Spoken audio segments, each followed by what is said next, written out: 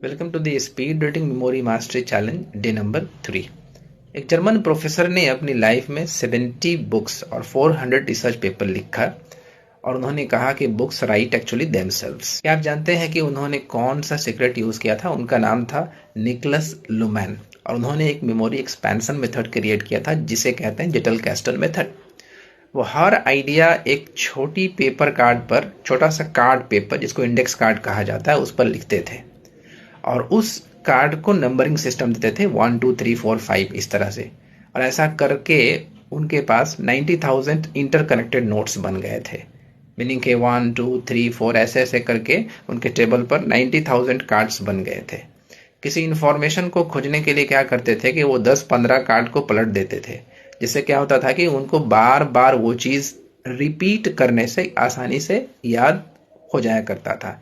इसी मेथड को यूज किया जाता है तो किसी भी लॉन्ग आंसर्स को आसानी से याद करने में। मान लीजिए आप किसी लॉन्ग आंसर्स को आप याद करना चाहते हैं तो आपको क्या करना है कि इंडेक्स कार्ड दीजिए, 10 15 20 इस तरह से इंडेक्स कार्ड को लेके सब में नंबरिंग कर दीजिए। नंबरिंग करने के बाद हर जो लॉन्ग क्वेश्चन के आंसर को जो आप याद करना चाहते हैं उसको छोटे छोटे पार्ट्स में डिवाइड कर दीजिए और हर पार्ट्स को एक एक इंडेक्स कार्ड में आप लिखते चले जाइए।